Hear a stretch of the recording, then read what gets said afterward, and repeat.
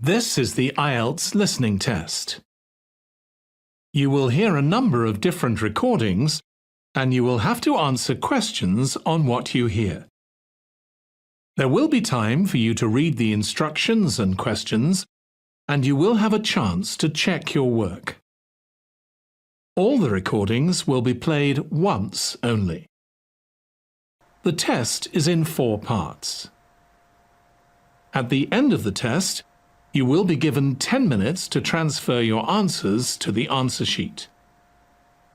Now turn to Part 1.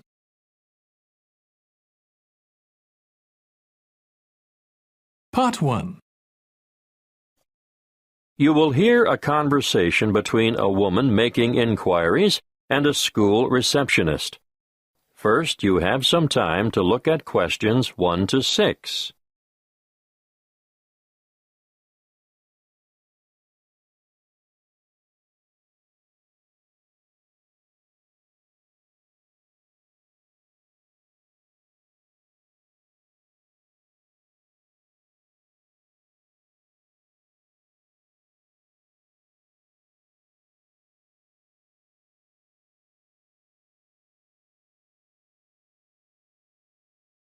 Listen carefully and answer questions 1 to 6. Good afternoon, Estelle speaking. What can I do for you? I was told that the school holds, adult education classes? Yes, it does. We run 7 a week, 3 on Tuesdays and Thursdays, and 1 on Wednesdays.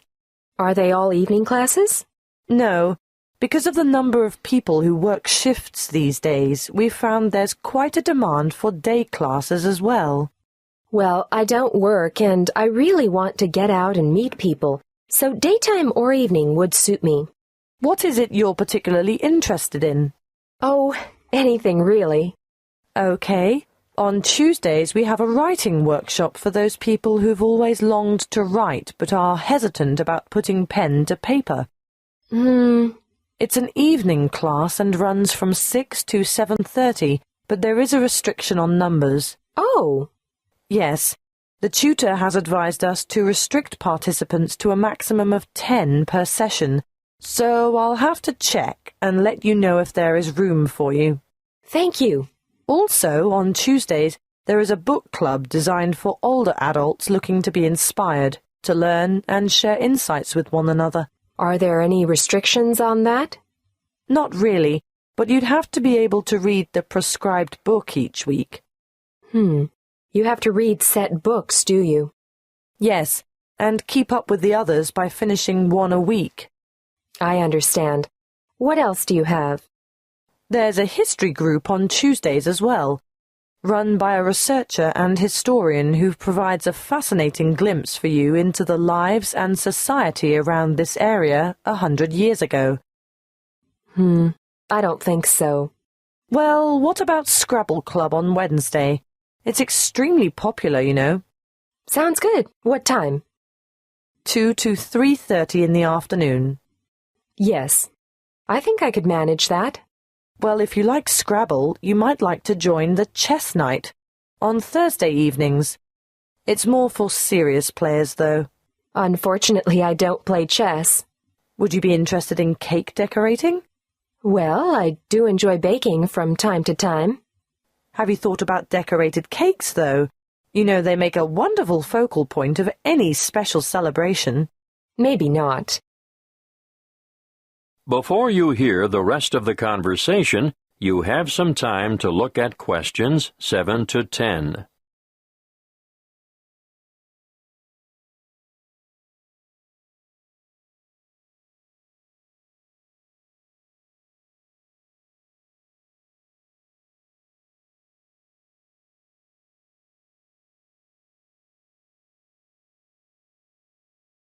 Now listen and answer questions 7 to 10.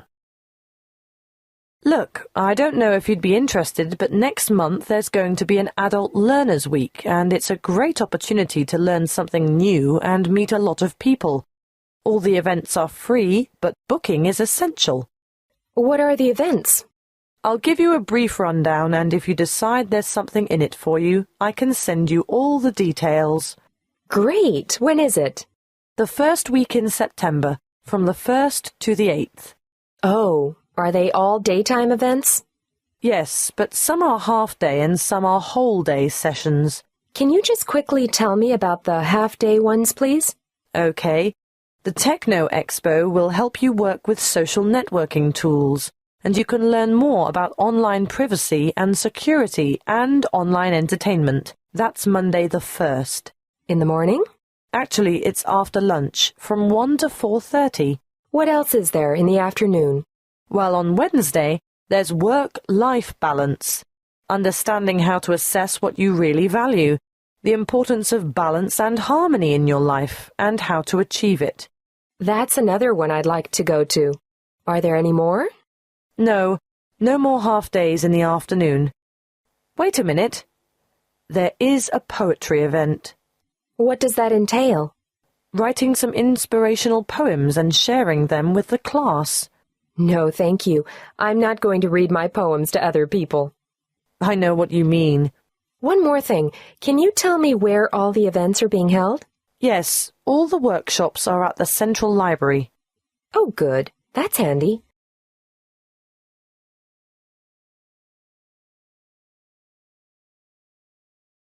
That is the end of Part 1. You now have 1 minute to check your answers to Part 1.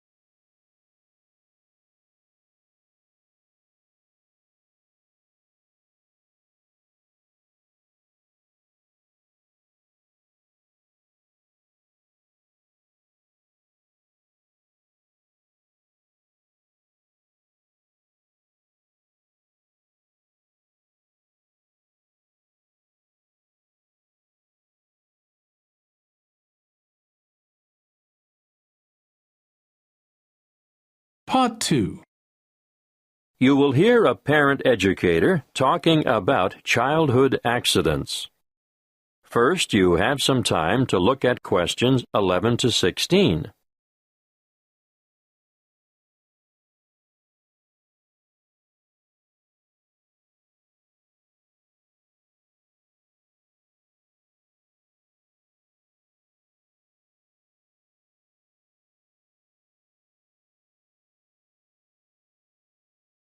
Listen carefully and answer questions 11 to 16. I'm sure you are all aware that babies, infants, and children are exposed to an enormous number of potentially serious accidents all the time. Accidents where vehicles are involved are always awful, but particularly so when children are injured. Now, of course, most should never happen, but unfortunately, the casualty lists increase every year. It still surprises me that so many youngsters fall from shopping carts, for example. With small children, however, the highest proportion of accidents will occur inside the house or in the backyard. Many of the risks are obvious, but are often ill-considered, even in well-organized homes. Older children are exposed to a greater number, for they are also open to the hazards of the adult world. This should be kept well in mind by parents. Education is vital. There are some very good television shows which do the job quite well, but children should be educated from the moment they learn to crawl, and so I'd say the best teachers are parents, who can instill safety habits in the responsive minds of their children by constant repetition.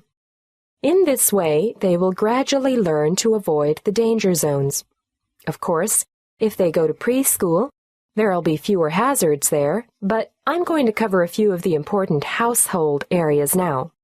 Firstly, kitchen hazards. The family kitchen is actually no place for a child, Although children may spend a lot of time there with their mothers, all I can say is never leave saucepans on stoves with their handles jutting out. It's easy for little hands to seize hold of them, and adults can even catch themselves on them too. Scalding is a serious issue for grown-ups and children alike. If you are transporting dangerous items about the kitchen, always look to see where children are standing. Hot items are naturally high risk. Cooking with an infant at your feet can be very dangerous. Be careful with sharp and heavy objects as well. And not the least of dangers is treading on the child, or their hands or feet at any rate. Let's move on to poisoning now. An amazing number of household items are potentially lethal to babies but are often carelessly left around. Bleach, drain cleaner, and similar items should be kept out of reach of infants, who have no idea of their risks.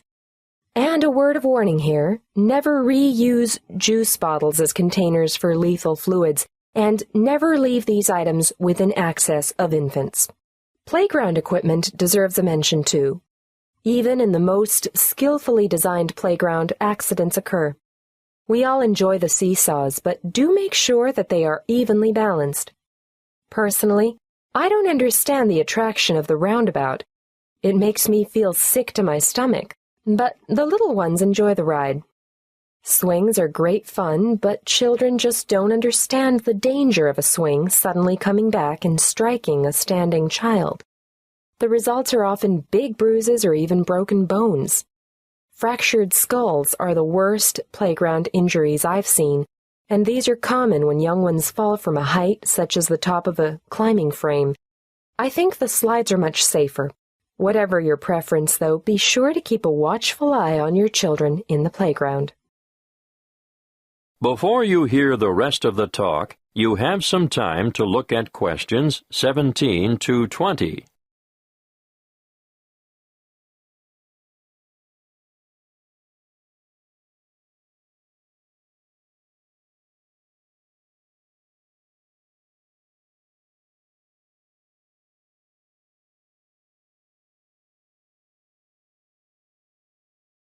Now listen and answer questions 17 to 20. We're up to bath time now. You know that you should never leave a baby alone in a bath, because it's possible for babies to drown in a few centimeters of water. But how many of you have been tempted to go and grab the phone when it rings? My advice to you is to let it ring. And remember when you're filling the bath to put cold water in before the hot to prevent severe scalding, in case baby climbs in before it's ready. Moving on to electrical dangers, first of all, power points. These have a fascination for toddlers, and they'll shove things into the holes like hairpins, nails, screwdrivers, you name it. Points should always be fitted with protective plugs to prevent this. Teach children to respect all electrical appliances because they are all potential hazards. Do I need to mention cigarettes? Unfortunately, I still see parents smoking in spaces where their children have to inhale the cigarette smoke. We all know the dangers of secondhand smoke. But even leaving a packet of cigarettes within reach is dangerous because eating just one cigarette may poison a small child. If quitting the habit is too difficult, please ensure all tobacco products are kept out of reach and smoke outside. Lastly, given our cold winters, I need to warn you about heating systems. Open fires and heaters must be covered by protective devices. Even radiators and other sources of heat, which are attractive to children, can cause a nasty burn on sensitive young skin. Remember, there is never a good time to leave infants by themselves in a room where there is an unprotected source of heat.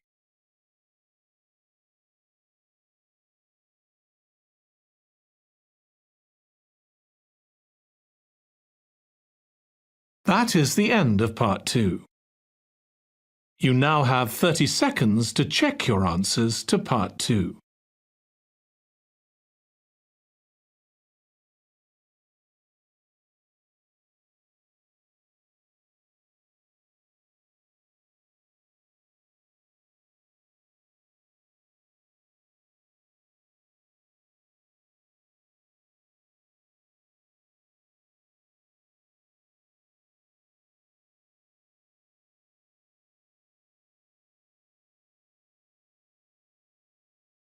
Part 3.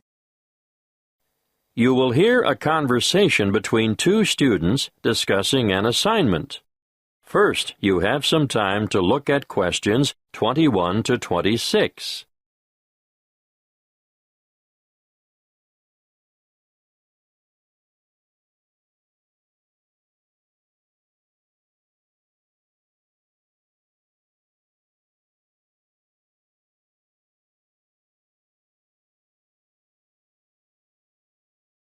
Listen carefully and answer questions 21 to 26. Hi, Opal. Any ideas about what we should do for our geography project? Hi, Perry. Yes, I'd like to do something on wetlands. I think that's a great idea. Where do we start? With a definition, of course. Something like a marshy area of land where the soil near the surface is saturated or covered with water, forming a special habitat for wildlife. And we could add, the flora and fauna of the area are reliant on the waterlogged soil for their survival. Yes, that's a major problem, actually. When commercial developers or farmers come along and decide to drain the swamps, everything dies. The practice is all too common, unfortunately. Did you know that as a result, wetlands are recognized internationally as one of the most threatened types of habitat? That's right. We'll have to be sure to discuss their importance in our assignment. But first, I think we should state some of the particular characteristics of wetlands. Well, there are 3 that I can think of. To start with, wetlands are limited areas of open water, which vary depending on seasonal fluctuations. Yes, and the second could be that there's usually a variety of water-tolerant flora on the banks and throughout the water. Of course, depending on the time of year, there may be more or less water, but levels generally remain quite shallow. Okay, now let's move on to the importance of wetlands. Shall we start with plant and wildlife habitat? Yes, I think we should point out that wetlands are homes for countless species of water birds, frogs, invertebrates, and fish. And they support many varieties of water-loving plants.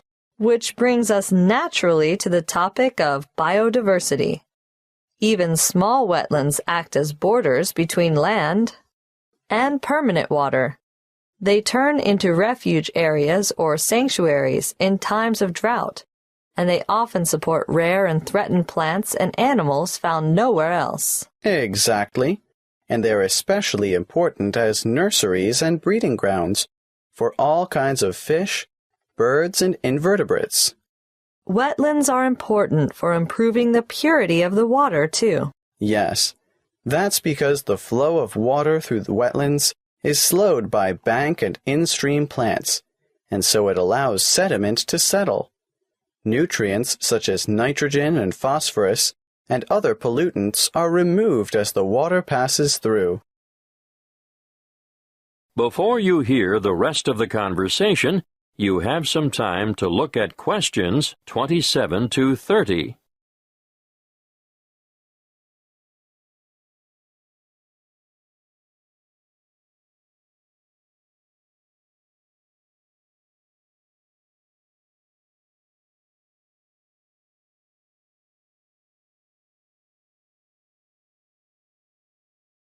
Now listen and answer questions 27 to 30. Okay, at this point, I think we should look at mangroves. They're important for nutrient removal. I think nutrient recycling is more accurate, and biological productivity, because wetlands are really very productive ecosystems. Should we do a food web then? We should do a diagram of some sort showing the importance of mangrove trees, but maybe not a food chain. How about you explain it while I try and sketch it? Right. Well, let's start with the mangrove trees. They're very special because of their aerial roots that allow them to breathe even when the tide is high and their roots are underwater. They can live in salt water, and the salt enters through the roots, travels up to the older leaves, and then these die and drop back into the water. A unique feature of mangroves is their ability to develop leaves on their seeds while they're still on the tree, and the seedlings drop down, planting themselves directly into the mud underneath. Got that. What happens to those older leaves that fall? The fallen leaves, or litter, decay in the water and form a rich mud that feeds bacteria, worms, and small crustaceans.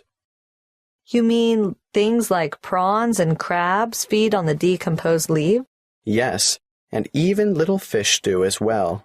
And bigger fish feed on them? Eventually, the remaining organic matter, which is now just very tiny particles, is taken up through the root system, providing nourishment for the mangrove trees. And the cycle begins all over again. Yes, that's exactly it. That's what we'll call it, the nutrient cycle of mangrove litter. Great. I'll go home and work on this, and we'll meet again tomorrow. Okay, see you then.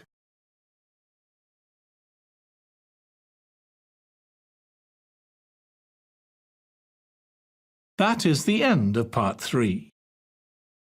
You now have 30 seconds to check your answers to Part 3.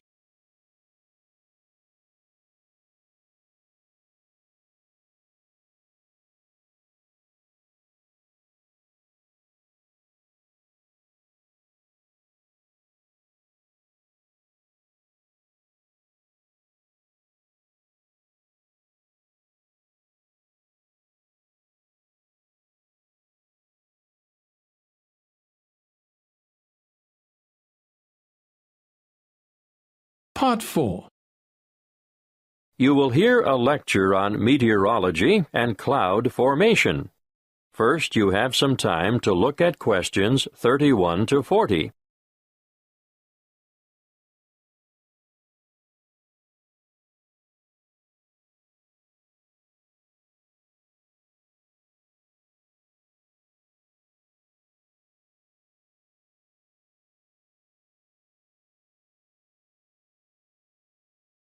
Listen carefully and answer questions 31 to 40.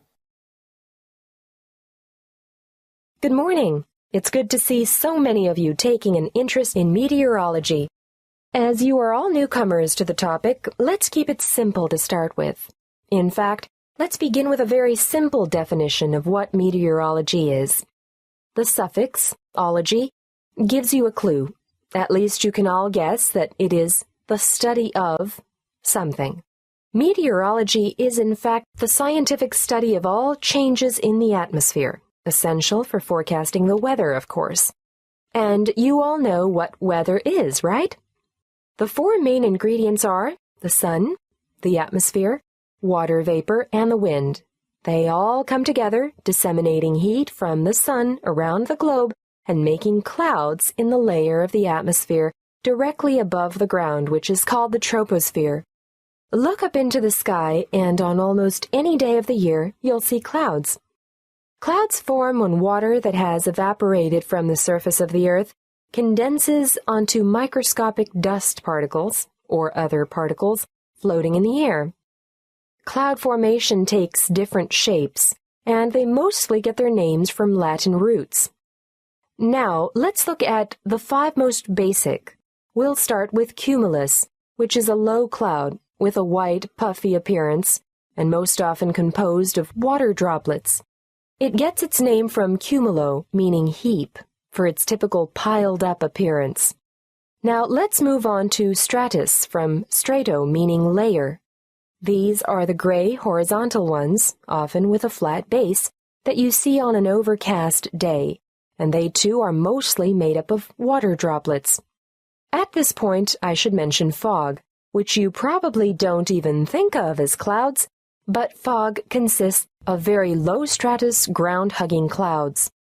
The high-altitude cirrus cloud, on the other hand, is mostly made of ice crystals and appears wispy and thin, almost hair-like in fact.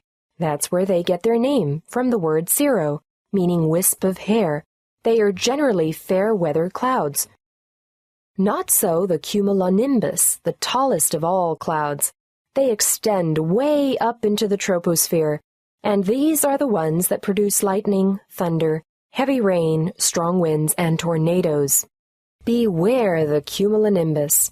You already know what cumulo means, and it won't surprise you to find out that nimbus means rain, and added as a suffix is an indication of clouds' ability to produce precipitation, which could be rain, snow, or hailstones. As this course progresses, you'll learn a lot more about cloud types, but before I finish today, I want to go back to something I mentioned before, dust.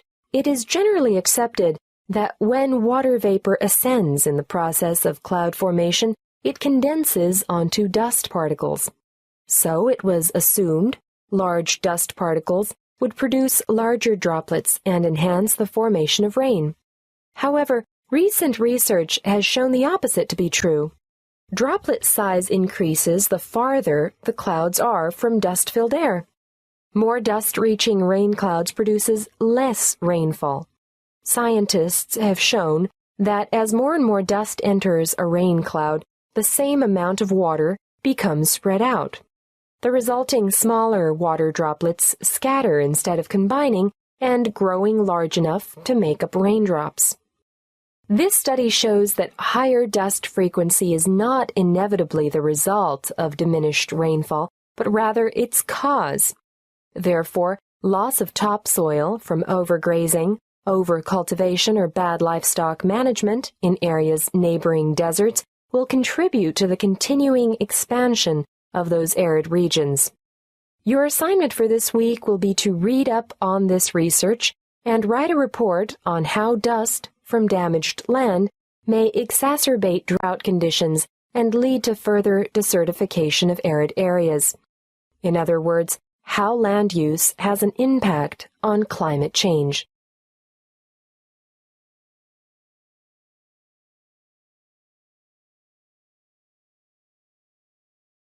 That is the end of Part 4. You now have 1 minute to check your answers to Part 4.